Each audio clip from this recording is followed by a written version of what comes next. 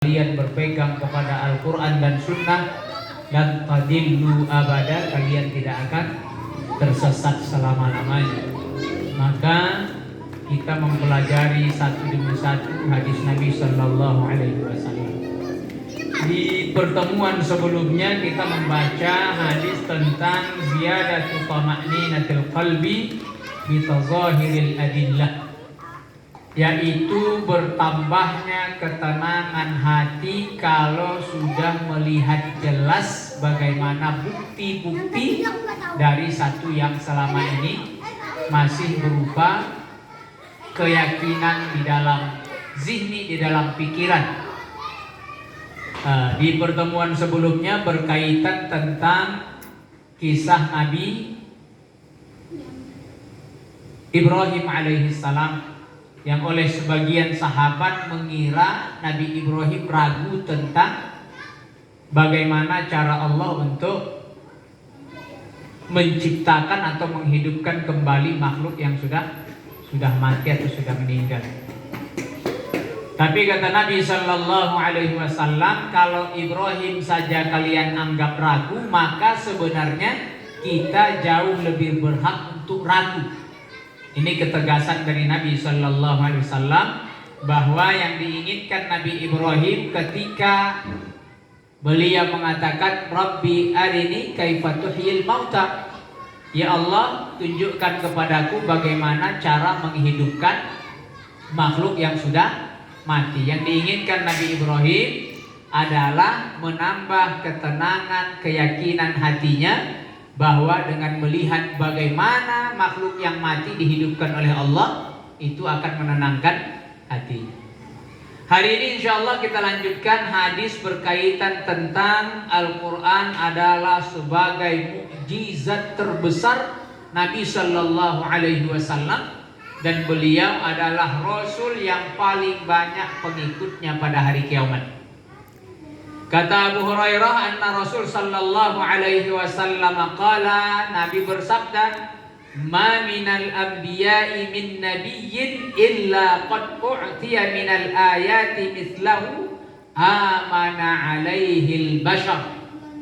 Kata beliau, tidaklah para nabi dan nabi yang diutus oleh Allah Subhanahu wa taala kecuali seluruh nabi dan nabi-nabi yang lain itu mendapat ayat, maksudnya mendapat mukjizat.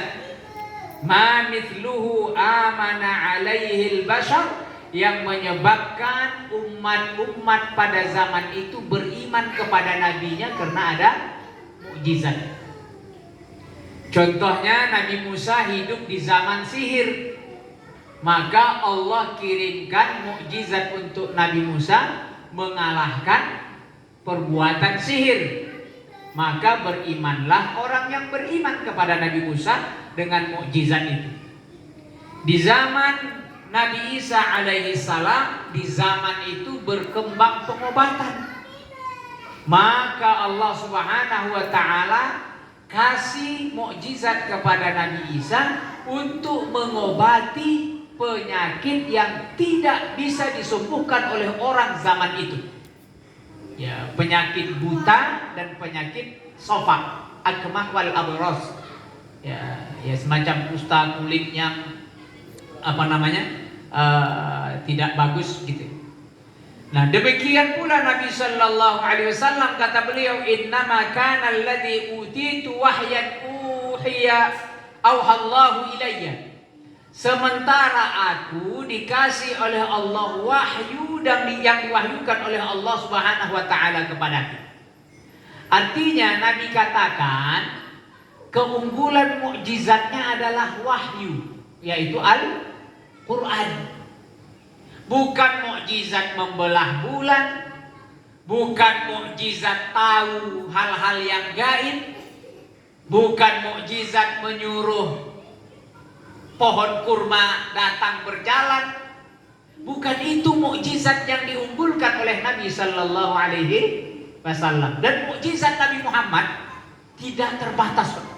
Saya mengira mukjizat Nabi Muhammad ratusan, ternyata ribuan, Pak. Masya Allah. Yang kita tahu mungkin belasan lah yang kita tahu. Dari jemarinya keluar air, ya kan? Nyendokin makanan yang sedikit gak ada habis untuk orang yang banyak. Itu kan mukjizat. Masya Allah. Membelah bulan, mukjizat tuh. Masya Allah. Ada hewan yang berbicara dengan Nabi. Ada. Seekor hewan berbicara, ngadu kepada Nabi. Pemiliknya zalim kepadanya. Masya Allah. Jadi kalau dibilang Nabi Sulaiman bicara dengan hewan, Nabi Muhammad bicara dengan hewan. Datang seekor hewan, dia sudah dikasih kerja berat, dipukulin lagi. Apa kata hewan itu? Ma khuliqtu lidzalika, aku diciptakan bukan untuk itu. Kerja sih oke, tapi jangan dipukulin. Udah kerja dipaksa, dipukulin lagi. Ngadu dia kepada Nabi, nangis nih hewan, Pak. Masya Allah, nangis nih hewan. Mujizat tak? Mujizat.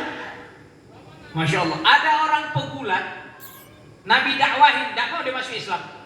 Dia bilang, kalau engkau memang benar wahai Muhammad, coba kalahkan aku. Gulat dengan Nabi. Sekali pukul jatuh. Dia bilang, tar, aku belum siap tadi. Diulang lagi. Dipukul lagi oleh Nabi, jatuh lagi, Pak. Masa sih? Coba sekali lagi. 3 kali, Pak. Sekali gerakan Nabi, dibanting lagi oleh Nabi. Dia bilang apa?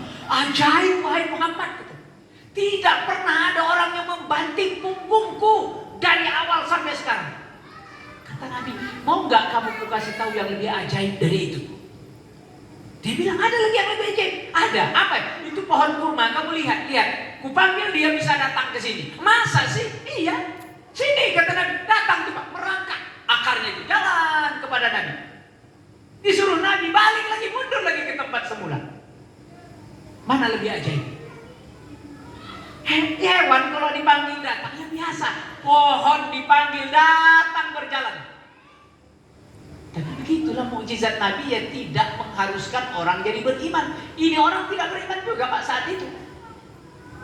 Saat itu saking tidak yakinnya Nabi Shallallahu Alaihi Wasallam adalah Rasul. Tapi kata Nabi Shallallahu Alaihi Wasallam, Innama kana alladhi utitu wahyan, yang diberikan oleh Allah kepadaku bukan sejenis mukjizat nabi-nabi sebelumnya. Membelah lautan, tongkat menjadi ular, ngobatin orang sakit, menghidupkan orang yang mati. Itu mukjizat, iya. Tapi mukjizat yang diunggulkan Nabi adalah wahyu yang diberikan oleh Allah kepadanya berupa Al-Quran. Masya Allah. Dalam riwayat lain kata Nabi apa? Inni utitu, aku diberi oleh Allah Subhanahu wa taala Al-Quran. Jelas sudah benar Nabi, Al-Quran. Wa mithluhu wa mithlahu ma'ahu, dan semisal Al-Quran ada bersama Al-Quran. Apa itu? Hadis. Hadis itu setaraf dengan Al-Quran. Setaraf dengan Al-Quran. Makanya kata Nabi, kalau kalian pegang dua ini, yang akan sesat selamanya.